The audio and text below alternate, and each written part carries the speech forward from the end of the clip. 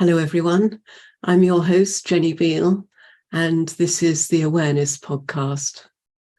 Today, I'm delighted to be joined by Marc Keller from the Netherlands. Hello, Marc. Yeah. Marc is a mindfulness trainer and life coach. He has a passion to help those looking for more than the standard mindfulness approach to go deeper and discover the natural inner peace, joy, and happiness of their true nature. After completing his master's degree in international relations, Marc's interest in other cultures, countries, and customs was sparked. He had an interesting and joyful time as an expat and business consultant in East Africa.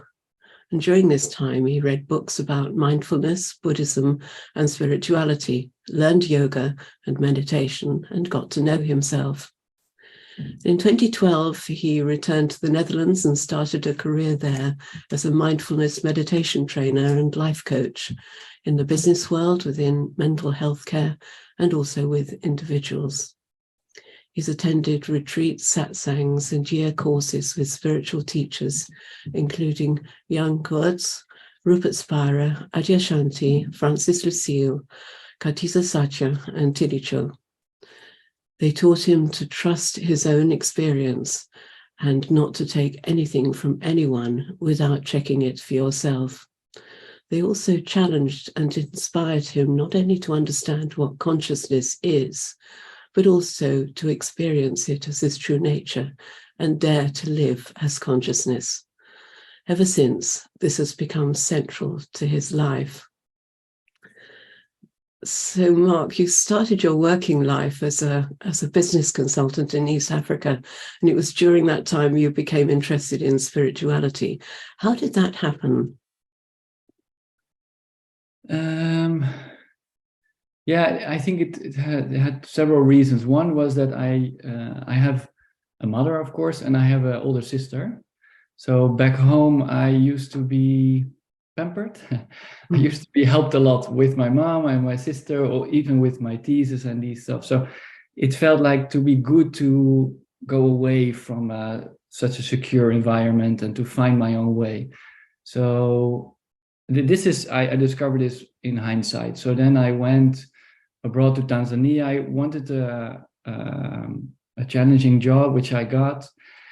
And then when I arrived in Tanzania, the world opened up to me. What do I really find of things? And I started to go to a yoga teacher there and started to meditate and start to read. I remember very vividly, I read Eckhart Tolle. So The Power of Now. And I also remember I read it very differently than I read it 10, 15 years after that. Mm-hmm. But, and I had all the space in the world there. I mean, it was such a lovely time to explore on a practical level, but also on a spiritual level. So Yes, beautiful place and lovely to get out in nature in Africa, isn't it? Yeah, it is. Yes, yeah. Mm-hmm. So how did you get into mindfulness and life coaching? I think it also started in Tanzania with, no, it's not true. I think even before that, I was already interested in meditation. I did a reading once, which was when I was 22 or something, and that was something that blew my mind in the sense like there are so many things in the world I don't know of. And before that, I had like from my father, like this is how the world works, and very rational approach. And from that point on, I didn't know. We're going to talk about that probably, not knowing. Yes. I didn't know anymore because my firm ground was gone. And from that point on, I started to explore things. I got most of the space in Tanzania, and then I also were intrigued with mindfulness. I came back to the Netherlands. And then I thought it would be so interesting to actually make my work out of this, because I already was a trainer already in Tanzania. I did work for a training company about assertiveness and feedback and all this kind of stuff. Mm-hmm. So, and it made so much sense to do something with that, with ourselves, instead of behavioral stuff. So then I came more to the mindfulness and meditation, and I got relatively quickly an opportunity to do that in an organization and to train myself as a trainer and all these kind of things.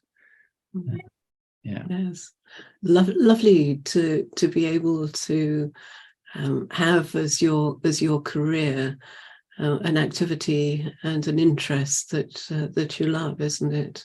Wonderful. It's grace. Perfect choice. Yeah. Yes. By the gods. Yeah. Yeah. And at some point you were going more deeply into non-duality than the standard mindfulness courses, weren't you? And you went to a number of different teachers. What were you really looking for at that point? Because you'd learned already to meditate and you'd learned yoga and But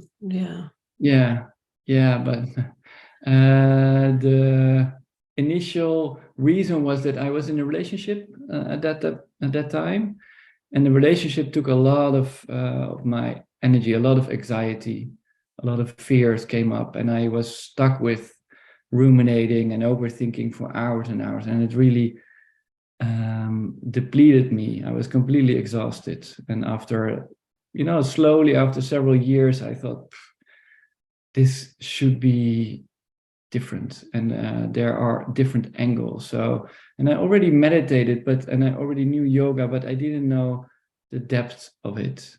And then I came across a teacher, Jan Geurtz, is my first teacher in the non-dual direction.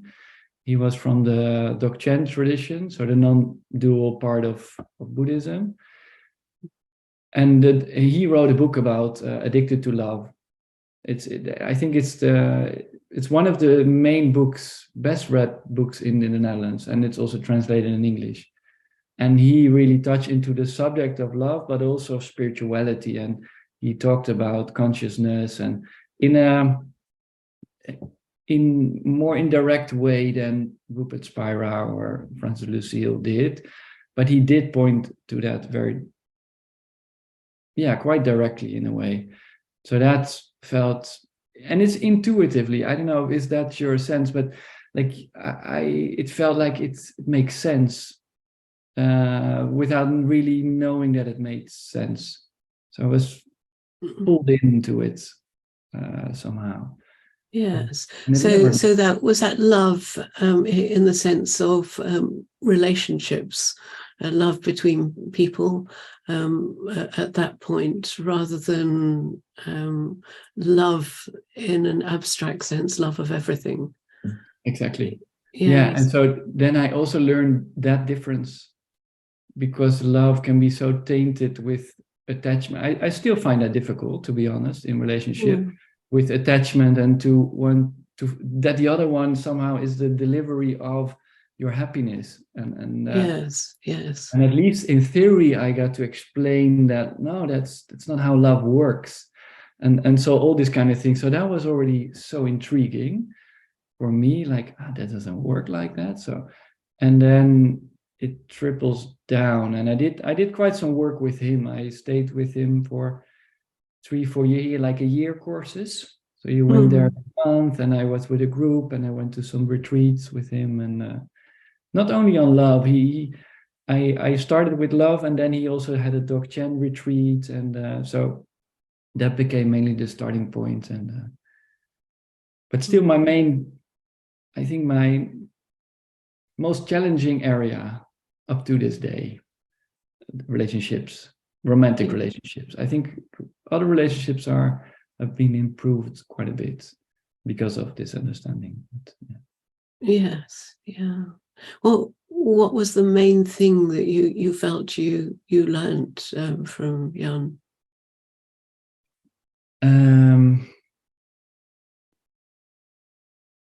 He was very funny. I mean, he brought spirituality in a very down-to-earth manner. So that was also nice to stay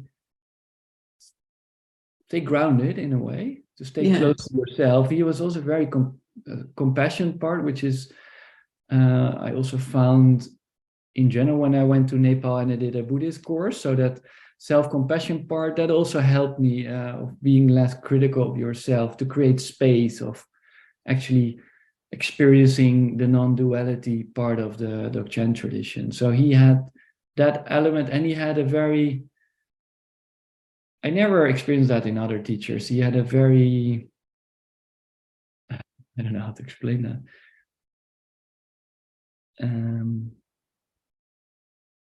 Confronting way, I would say, in a. For example, I remember that we were like with 200 people, and so in a room, and he put the music on very loud, and he started dancing like this, and he was just, and then everyone had to make a decision what I'm going to do. Am I joining in this dance, or am I? And he didn't stop. He went on for several songs, and quite. So, and afterwards, like some people were joining into the dancing. I was a bit hesitant. I felt a bit shocked, to be honest. We could do these kind of things to challenge our egos, because it didn't matter what we did. It doesn't matter if you stayed seated or if you went to dance, or because some people felt very comfortable, and we could think like, oh yeah, this is the way we should respond. But afterwards, we had a whole talk about this, and it doesn't matter. But he did trigger all our egos. So the ego of the persons who were dancing, I felt very comfortable. They felt, oh, no, I'm top of the world. I know how it works. And we felt like, oh, we have nothing. We learned nothing in these years, So all these kind of things. So he did these kind of things, which was very interesting. Beautiful. I remember one of Ellen Emmett's classes I went to. I used to go to them regularly, and she held classes in Oxford. And one time she asked us to dance, and I kind of froze because I was so not into dancing. So I can understand exactly what you mean. Yeah. And it took a while before I felt happy just moving my body in a dance. And it's absolutely right. Something like that really does bring your sense of self to the surface, to the fore, doesn't it? Exactly. Yeah. Yes. Yeah. Brilliant. Yeah, very brilliant. And you see that in that moment, your mind goes, it just wants the way out, and you're frozen, and you don't want to get and all this social 200 people around you. Yes. I mean, so much. Yeah. Incredible. And also one thing I also remember of him was in a sort of satsang setting, and there was a satsang that really stuck with me. There was a woman who talked about having a relationship, and she was hesitant to stay with him, although she loved him and she wanted to get children. He didn't, and something like that. So a big topic. And he said, but in the end, it doesn't matter for consciousness. I said, yes. But how can you say that? Like, this is like the most important decision. So, that conversation went on, and he said, no, but in essence, I'm with you. He was there with his heart. I mean, he was not, but in essence, for consciousness, it doesn't matter. So that really stuck with me in all those years. Yes. Like, I don't think I really got it completely, but yeah. It takes a while, things like that. Yeah, there can be just sort of phrases that a teacher will say, and it can be years later, can't it, that you really know what it meant and what it meant for you. Somehow it sticks, but at the time you don't know what it means for you. No. No, and it's sometimes I don't know who said that, but sometimes it's like this teacher talk to that part, that consciousness that you haven't discovered yet so well. Yes. It responds without your rationale or your mind can grasp it or something. So yes, exactly. Yeah. So then you went on to other teachers, Rupert, Spira, Adyashanti, Francis. How did there was something still missing, I guess, that led you to look further?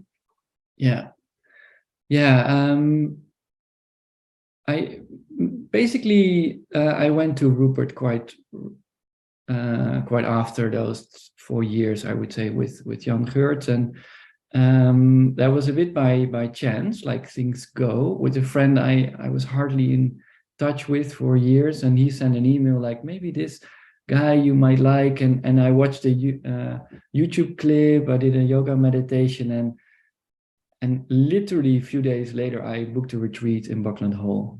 Right. Yes. So it went very intuitively. I went tuk, and I just went for it. It was, I mean, for it's like 8 days, of a retreat. So it's not like one day I will see how it goes. No, I just went all in to wheels, and so I went to that. And the main reason I was drawn by Rupert in that is that he was talking what awareness is. So he was talking much more about not only what it's not, but also I got a feel of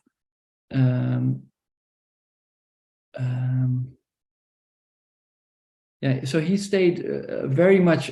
I don't know how to explain that. Like that topic was the main topic. He didn't deviate so much. Yes. In Jan Geurtz teaching, there's a lot of. I went with a retreat later on when I still did a few years with Rupert. I went back to Jan Geurtz for the short retreat. And then I talked with a friend of mine who also went to Rupert. And we said, with Jan Geurtz, we also were standing a lot of times in the mud. So in a lot of day-to-day stuff, which is also interesting to go into. But with Rupert, I felt we're really exploring our consciousness, our awareness. And that really draw to me, and the yoga meditations to include the body somehow in that sense. And so it was very intuitively. I felt like it just happened, but it also was this, like he was, it's a direct path. He really directly talks about that. Yes. And he deviated less than before. Yeah. And then there was Katisa Satya and Tilicho. What were you looking for when you went to those teachers? They were more on the same period when I went. I went to Rupert for, I would say, for 5 years to 2 retreats, and they popped into shorter. They went to Amsterdam. So one is a yoga teacher who has a very strong feel of non-duality. And what I went also to smaller classes of your yogas. He had Sat Yoga. So I would say a bit more into like what you were saying about Ellen. So used more the body and let the body move by itself. And so that was very, very inspiring. And she was also more the female touch, I would say. I remember the first class I went to her, she said, "Oh, you're so welcome." And she gave me a hug. And I'm a bit, I'm okay with physical contact, but when it's so spontaneously, and she meant, it's like, "Oh, it's so nice you're here." And she stand there for a while. Okay, this is very different for me. Yes. And but I felt that warmth because she just did that kind of stuff. So it's more the body work I did. Yes. Yes. And I can totally understand that. It's I think it was a similar reason I went to Ellen around probably a similar time. Yeah. In your bio, you use the phrase "dare to live" as consciousness. Can you explain more about that, about the daring part? Daring part, yeah. I think that's the last few years, or maybe even more recent. That I've been knowing this material for quite a while now, and I feel it's not only theory anymore. So I do feel that I am that, whatever that is. But to really live that, because in my case at least, it comes up as it goes very quickly into still living your life from this ego perspective, from the perspective of a separate me being located here. So to live from a really consciousness perspective, and took me some courage, because it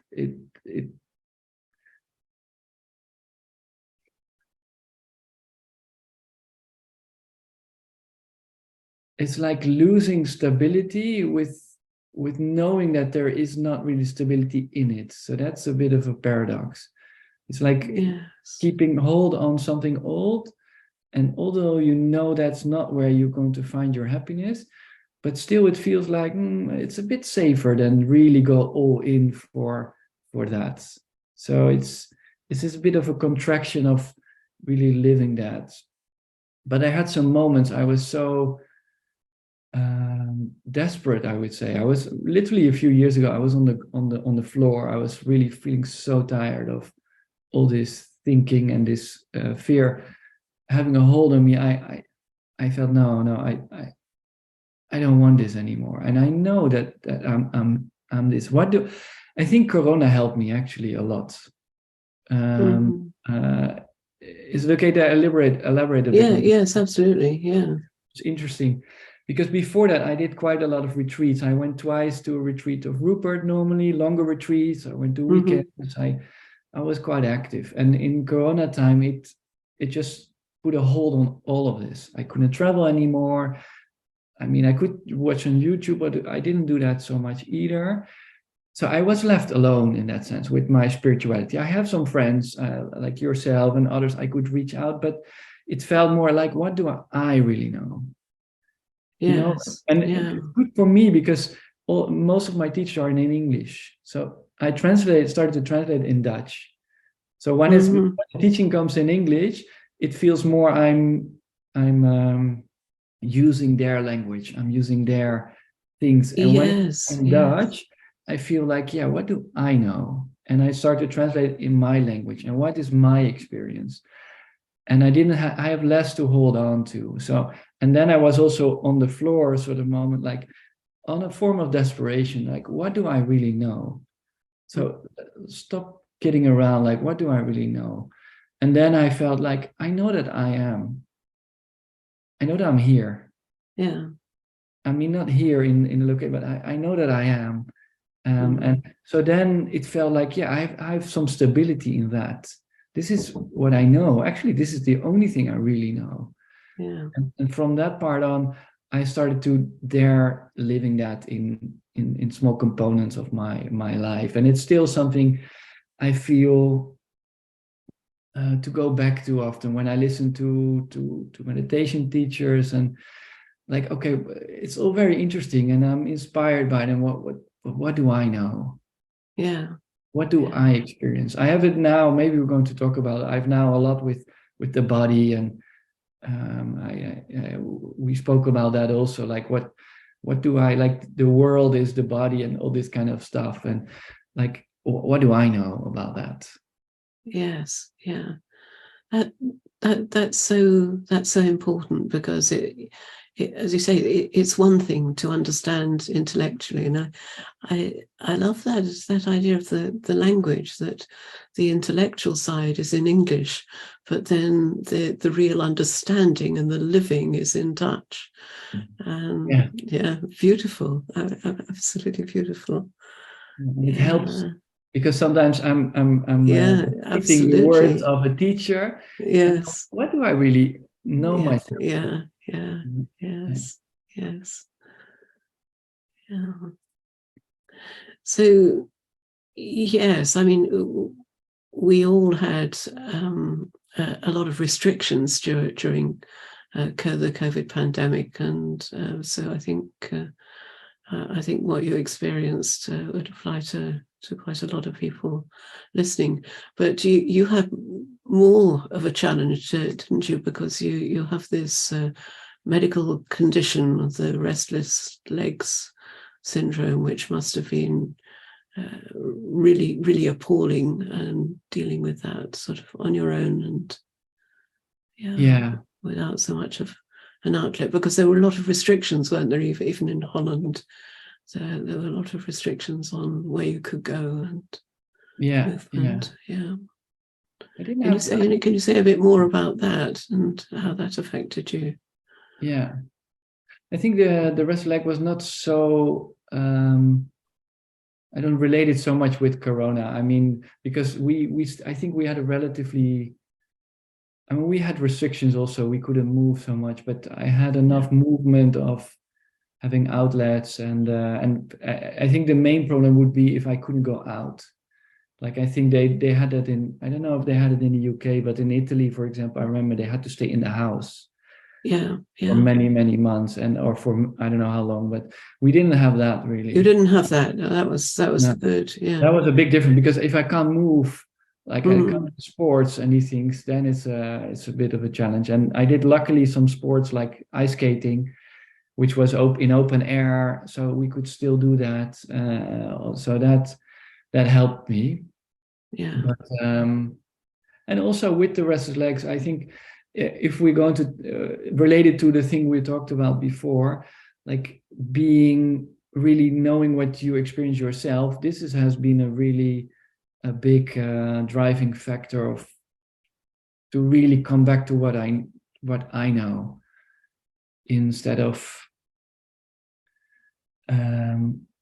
finding stability in constant solutions in how to deal with it. And that's, I mean, it's helpful to go to, I mean, I've been everywhere with my life for 10 years. I have it now. And I think the last few years it went worse. So it really got into my sleep and all this kind of stuff. And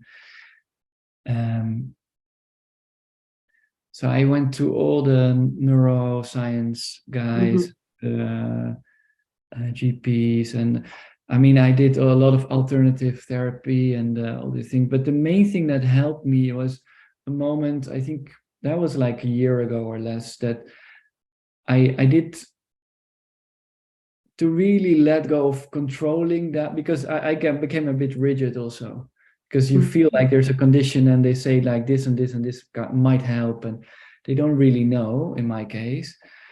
But the best help was that I live spontaneously. Yes. To live, and that really links with the teaching, because living in not knowing, isn't it? Yes. Yes, to live, exactly, because otherwise you get concepts out of what might have happened the day before, and then you're going to copy paste that and try to have the same result. But my conclusion was it doesn't work that way. And the interesting thing is, and that has been from the last few months, is that now I'm starting to live my life more like that. Also, our conversation about spontaneity and living from what you love to do, and really helped me also in that sense to that the system also knows. Although my system seems in one way to fail me, but another way, it also helps me to listen to my body and to listen to what the moment asks of me. And because one of the main psychological things which I struggle with the rest, like, was the tiredness. I think it's the main thing people struggle with, because you don't sleep as well as you normally do. Sometimes for a week on end, you sleep terrible. And the main problem was not so much the sleep, but the fear of being very tired and exhausted. But the last few months, I didn't feel the fear so much of being tired, which made me much less tired. Funnily enough. That's interesting. Yes. Yeah. Because I'm sorry. Yeah. And what about the relationship with your body? Did you begin to see your body as not being you, as being, the world being my body, and the body as just being an instrument? Or did it take you back into a contraction in the body? Because people react in different ways, don't they, to physical issues. Sometimes it produces a contraction, and sometimes it enables an expansion. So what happened for you? It's a beautiful question. It's a beautiful question.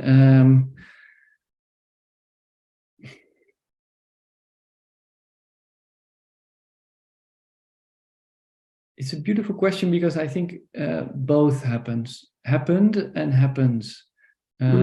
Because happened, I really panicked last year because I had really weeks on end with terrible sleep. So I really contracted completely in my body. So I thought, oh, I'm going for months to India. Like I had really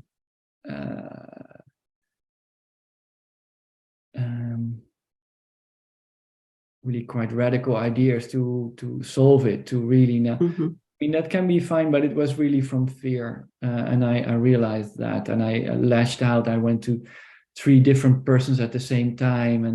And so that was a contraction of the mind, but also even more of the body. So it went worse after that, because and the moment I start to I mean, I didn't have a choice. I had to let go, because I mean, if I wanted to function, I had to let go to a certain amount. I couldn't go to do all this stuff and to the solution and stay in that fearful place and contraction. So then it's starting to open up slowly. And I started to get also the teachings of Francis Lucille, and I had in the back of my mind also the teachings of the yoga meditations of Rupert. But somehow with Francis Lucille, I feel a bit more drawn now to because he includes more the not knowing part, and that helps me also with the body. And now actually the last few weeks, it feels like, yes, the body is without, my body is without borders. I mean, and I like that of of Francis Lucille. He said, like, the thing that you can know is that there are no borders. I can check that. I can feel vibrations. I can feel it now. I can feel vibrations on my feet. I can feel it in my hands. My anxiety is a bit less. So I feel a bit, but still some things here. And I mean, that's what I can tell, that I can feel it. And but there's a lot of space in that and around that. And when there are sounds there or there, it feels like it's all happening in that kind of space. Yes, and anything that you can sense and feel then is obviously not yourself. There can't be a me located there, because you're sensing and feeling it. And that's the simplicity, isn't it, of that teachings. Yeah, and also the I like the fact that to feel one with everything. I like that. I asked that question to myself, like, what if everything would be one? And that question already brings me out of that brings me in not knowing. Yes. So I don't know either that I'm separate, that I'm located here, but I don't have conclusive evidence that I'm one. Yes. And that helps me, because I think it was Francis Lucille or someone said, like, the mind can't go there. My mind wants to go there. So like, okay, but let me feel that oneness. How can I check that? I was trying to do that with the mind, but I can't. And then with that not knowing, you go out of that and you're just there. And yeah. Yes.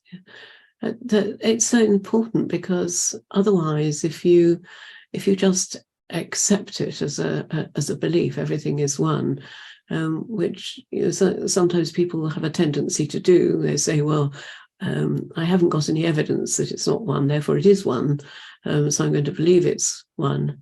Then you've conceptualized it as an object, and somehow that prevents you. That's a block to going deeper, isn't it? Yeah. When you say, I don't know, the mind can't know, that's honesty. That's integrity.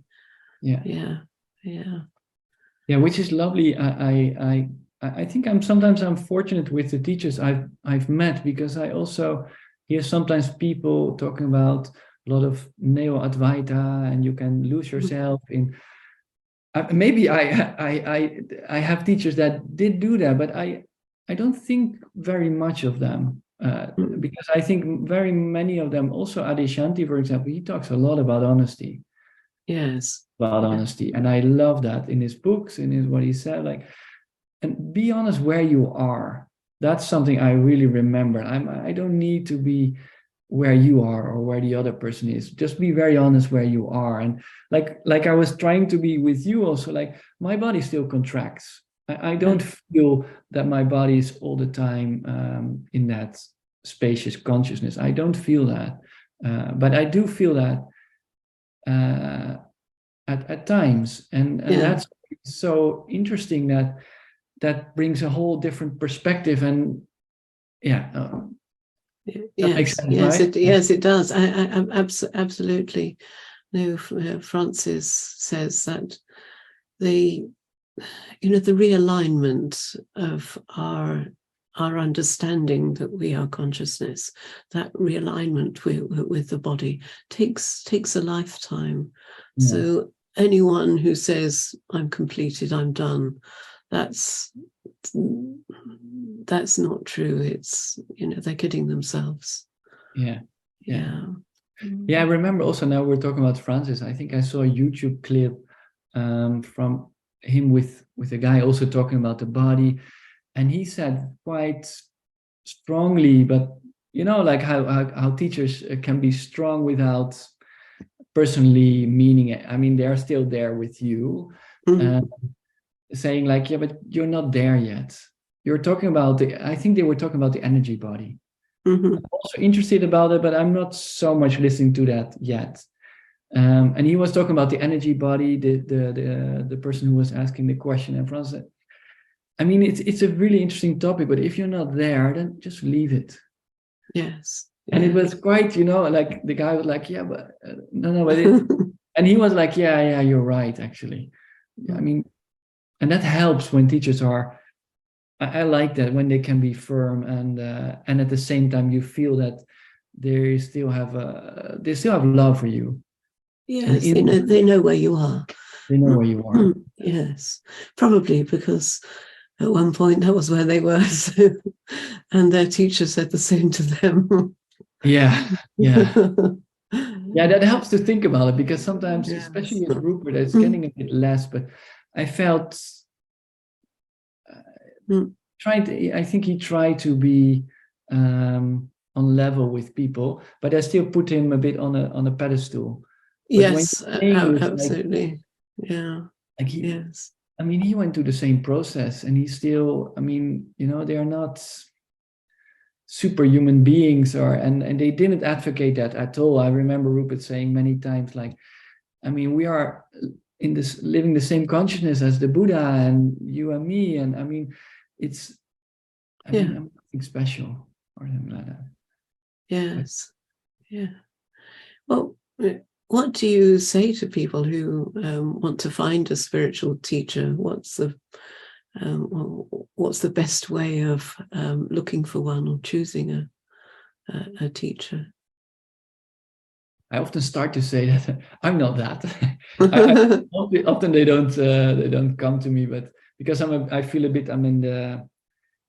a mindfulness trainer. I do courses going beyond mindfulness, but I don't feel like I'm that teacher. If they feel like maybe there's something from you, then I'm trying to ask questions, what they're really looking for and what their depth is.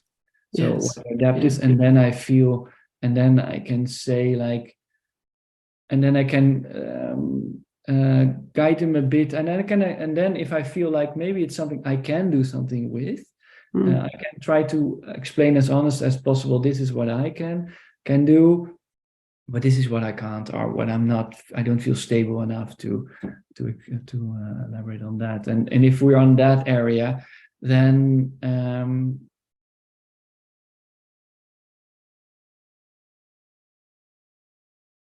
your question was which direction I would. Yes, how should people look for a teacher? What's how can you tell whether a teacher is a genuine teacher or not, for example? Some people get sucked into charismatic teachers, and they're kind of led in the wrong direction. I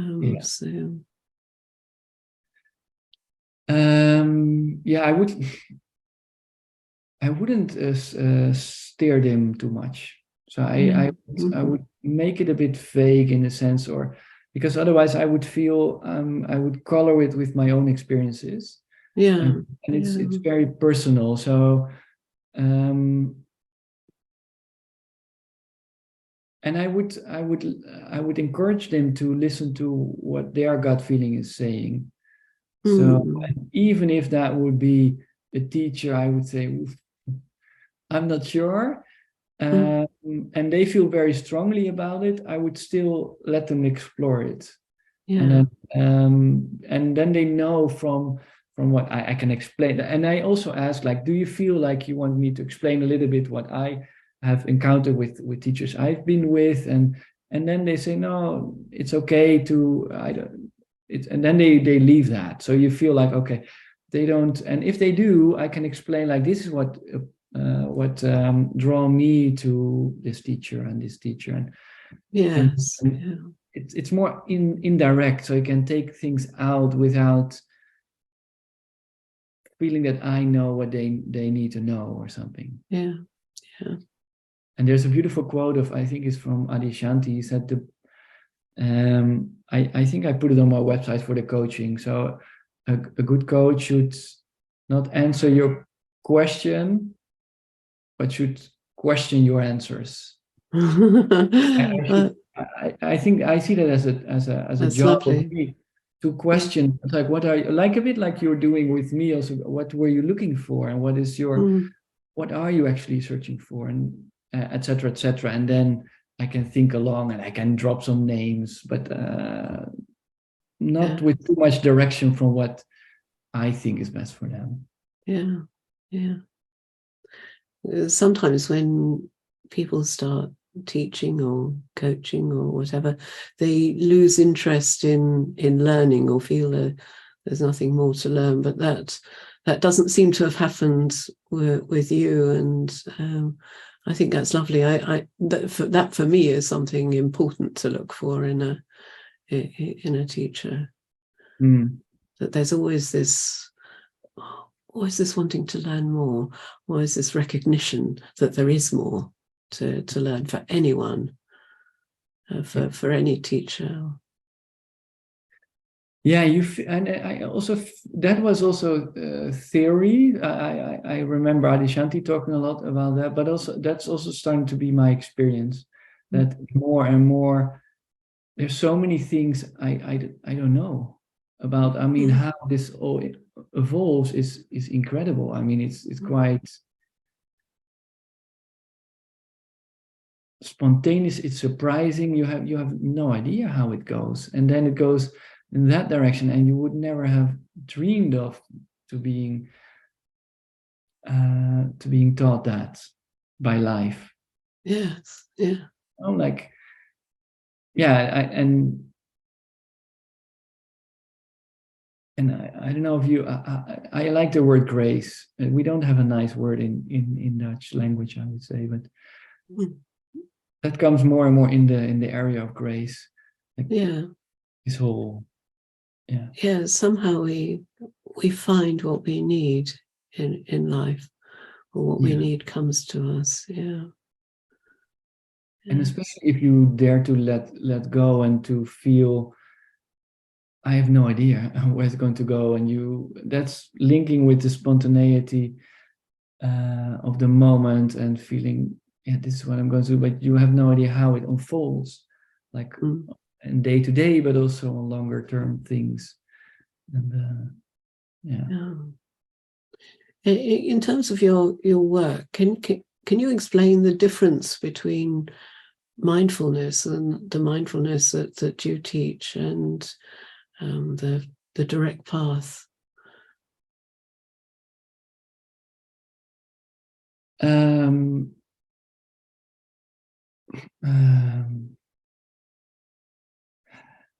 I think first of all, I still teach the regular mindfulness in the sense because yes, exactly.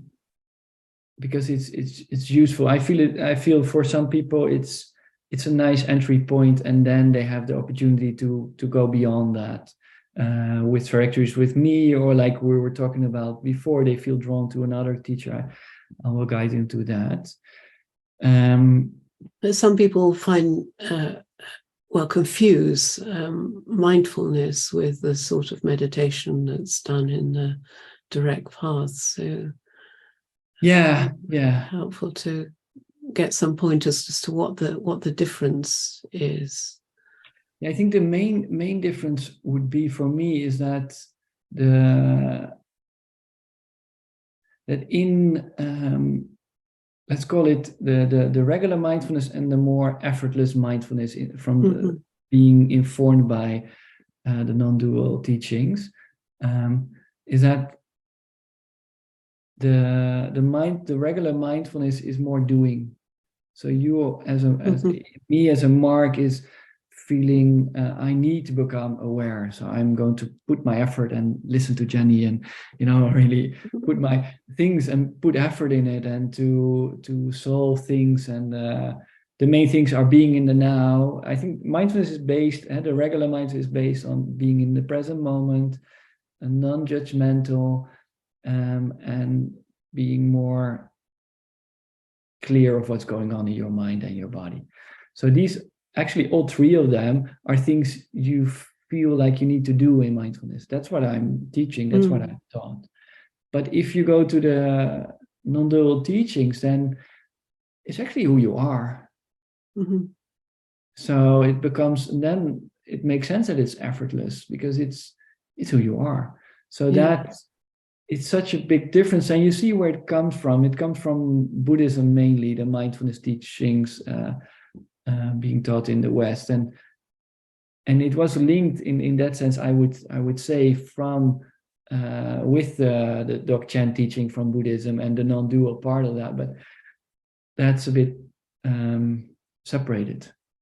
Yes. So now people stop there. That's why it was one of the reasons why to set up my organization, to feel people who are drawn more than mindfulness, to help them to bridge that to non-duality or to compassion or to whatever they feel drawn to. But there's more to it than yes.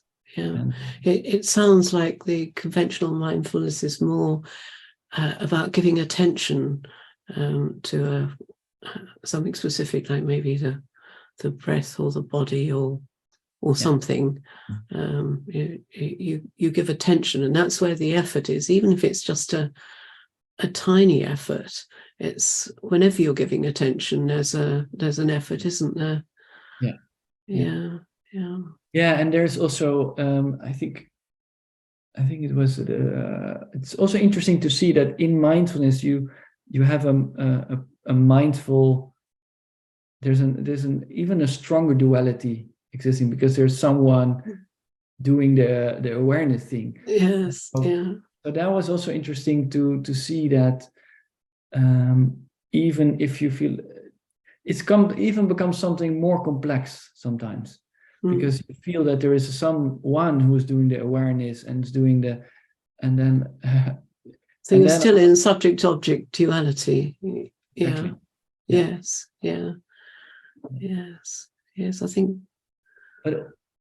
I think effortless. Certainly for me, was I didn't start with mindfulness. I started, my spiritual journey started with mantra meditation, which again, it's an objective form of meditation. You give your attention to an object, which is the mantra. And you're told to make it effortless, but there always is a tiny little bit of effort that is there. And for me, it was quite a shock when I first encountered the direct path, because I thought, surely I must, to get what I want, I must make an effort, because that's how life has always been. When I've wanted something, I've made an effort and I've got it. So it's kind of counterintuitive, isn't it, really? Yeah. It's quite a hard thing to get across to anyone, I found. Is that something you also find difficult when you're teaching people? To bring that across. Yes, yeah. Yeah, I think honesty helps. Like what you were saying, like, I mean, to see that it's something so ingrained. I mean, I try to give sometimes examples of it in my own life, to see, like, I mean, it's that it happens. I mean, and that it's fine, and to look with that with kindness, like, that's. I mean, trying to make it happen and try to solve it, and that's why where the compassion also comes in, like, to be there for yourself, and then you see, like, to be quiet and to be yourself is actually that. But if people are not there, then it's already very nice to be kind to yourself and to be a bit.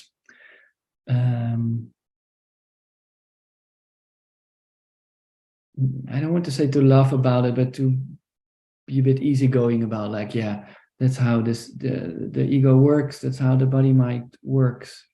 So it does that. There's nothing wrong with it. That's also helpful. I find it. There's nothing wrong with that. Yeah, it goes to the future. It goes to the past. It's his job, actually. So if you can see that and then not stay with that, then it just goes.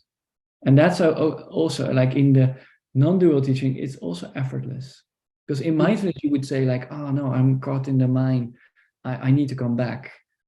But to see that that's happening, and that's also happening, and also the coming back is happening. So that's all just happening. You know what I mean? So absolutely, yes. It's and that's not choosing. Yeah, exactly. And that's so linked with what you're saying. Like that's too simple, actually. No, I think you said it to me once. Like, it's so simple. And I remember I said to you, like, no, it can't be that simple. It can be. It's so much simpler than I ever imagined. And also, like, more effortless. Yeah. I want to use that word. I think from Francis, he had a beautiful meditation about effortless. Like, yeah, it's so much effortless. I mean, there's no one who's doing the effort. I mean, it's just, but that's beyond the mind. The mind can't. Yes. Yeah. Explode. I mean, my mind is exploding with that anyway. That's where the real understanding comes in, because if you really understand that I'm not my body, my mind, then in a way there can't be any effort, because the effort is just happening. The body is just moving. The mind is just receiving and interpreting, isn't it? And that's. Was there a specific point for you where you suddenly realized that, or was it something that has just sort of come along gradually? The effortless part, or the effortless side, and the feeling that, yes, I'm really not this body and this mind. I'm really not doing anything.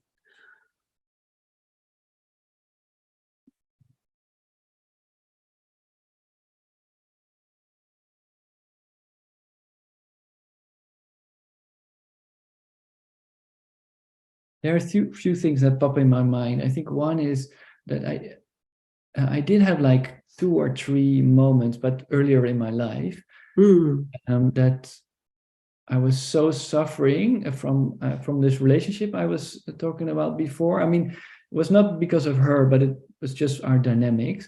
But that moment, I was so tired, so tired. I remember my ego fell away for a few hours. So I had a few of those experiences that were, I remember I was also very grateful, I think, for Rupert saying, like, don't hold on to that. I didn't really do that, but still there's then it's also a grabbing of these kind of moments. But it did help me to, from that moment on, feel that it's really real. Yes, absolutely. Yeah. So there were these glimpses, like very strong glimpses. I had 2 or 3. Also the oneness experience. I had one moment that I felt one with everything. I don't have that now. I mean, it was there for afternoon, or and even in that moment, okay, it's going to go away, but it's unbelievable, So it was a funny experience, but that helped me to in the early stages to feel like, yeah, there's something very real there. Yes. But don't hold on to it, and then slowly it start to see that it's not a state. I think that really helps me also, because all my life, also my major part of my spiritual life, I'm trying to find a state. Although I was saying I was not finding a state, but I was finding a state for many years with Rupert also. I think everyone does. Yeah, I'm sure. It just happened. I mean, me too. It's so funny. You always want to go back to those states, don't you? Yeah. And it goes so so unnoticed, right? And was that for you also? Yes. And it just gradually, what you've understood in those states is the understanding from those states that I think is important, and it just gradually infiltrates the rest of your life, doesn't it? Yeah. So that was for me also. So it's you see, like, I'm trying to find a state. And then you already know, you have enough understanding to know that that's not what your reality is. It's not what my experience is. So that's a very strong base, like to see, like, that is what I really know. It's not like thinking anymore. So then you think, I'm trying to get a state. I'm trying to get somewhere. But it's not who I am. It's not what I know. And then it falls away after a while. And then and that's such a firm ground, although it can be shaken by something very strong, because then I contract. But you see it's happening less and less, because it's based on facts. I mean, I like when these guys say facts, like it's what I can, it sounds fair. Sometimes I feel some friends of mine who are less from the direct path and more from the yoga, or I don't know how to say that, but they have some criticism sometimes on being too mental. But it depends on the discussion. I mean, I'm sure they can have a point, but I also like that it can be very clinical. I mean, these are the things I can check. I mean, Exactly. And really, it's ultimately, it is beyond the mind. It's experience that's beyond the mind, isn't it? And so sometimes when people say it's mental, it's because they think that anyone who's starting from a reasoning perspective doesn't go further than that, and they haven't explored from that angle themselves, and so they dismiss it and say, "Oh, that's mental." But yes, I think you're right. I think facts. Starting with facts and that higher reasoning that takes you beyond the noumenal, so beautiful. And I like that you said it that way, because with facts I mean your experience with facts, and it helps because actually it was liberating to have teachers who help you to understand it mentally, and maybe even more for guys, so I don't know, but to have a framework, to have it understand in some kind of in concepts, and then that helped me to go beyond concepts, actually.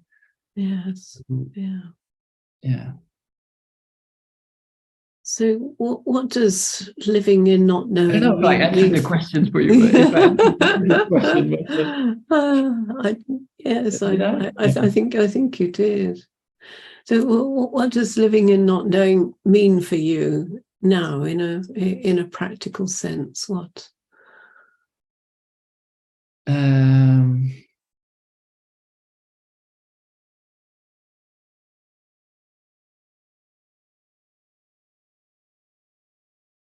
I think it has different components. I think it has a practical component and a more deeper component, I would say. Let's start with the latter. I would say it.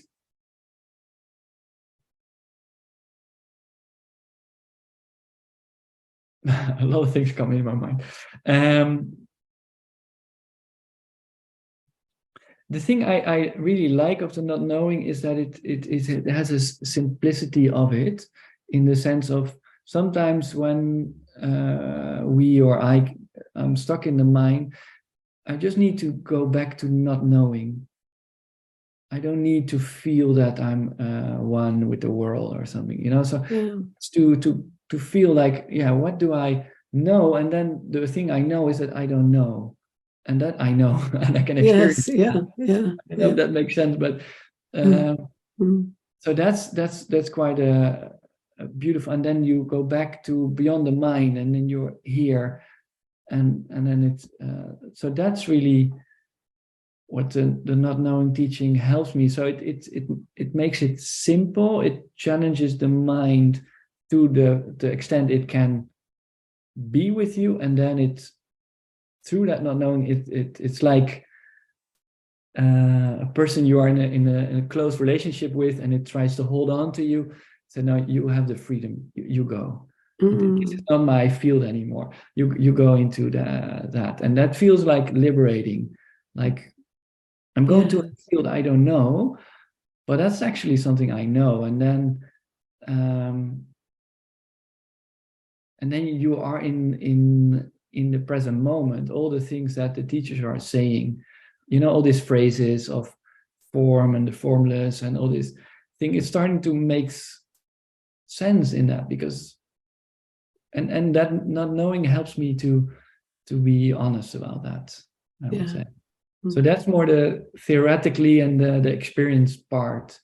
The practical part is that also living in not knowing is that literally living in not knowing. I mean, we have no idea what the next moment brings. I have no idea what questions you're going to ask. I mean, we don't know. We don't know. Marc, about this relationship, what did, and then so we don't know in practical life. So and to be okay with that is really, really liberating. I don't live that all of the time, to be honest, but to live that more of the time than I used to is already really, really liberating. And see, it's enjoyable, isn't it? Yes, enjoyable. Yeah, and it's fun. It's more spontaneous. It's much effortless. I mean, because I don't need to, because I do have a strong. I'm sure I'm not the only one there either. But the still controlling part wants to control and to manage and to control this possible fearful encounters with people or things you got rejected and all this kind of stuff. And when there's not an interesting thing I like is that I'm deviating a little bit of your question, but is that it's interesting to have meditations and things to feel the fear in your body and to be with that. But the main thing I learned is that there's not a person who is feeling fearful. That's a really big shift, because still, even if you're allowing it, and there's still someone who is allowing that. I think already Rupert was preparing me to understand this. And when I'm listening to Francis, that deep and there's actually no one who is feeling that contraction. Yes, no one there. So it feels less. That's why I wanted to go through. Like, it feels more of a relaxation, because otherwise there's so many things to manage. There's so many fears in me. I need to. But if I feel like actually, there's no one who is afraid. Does that make sense? So that's. Yes, everything's happening as it should, as it's meant to, and either none of it is me or all of it is me, and either perspective is equally fine, I guess. Yeah. So you're not the doer. Yeah. So you're not the doer of your actions, which is, I mean, which is already incredible. I mean, like if you really realize that I'm not the doer of my action, I'm not the thinker of my thoughts. I mean, Yeah. I mean, if you talk about that to the majority of people, that's a big step, let's say. It's a huge step, and there's this strange paradox, isn't it, that that step seems to give you this tremendous freedom, because as consciousness, then you are the ultimate doer, but it's not this body mind that is doing anything any more than this body mind controls the weather or the earthquakes and the volcanoes and everything that happens. It's beautiful.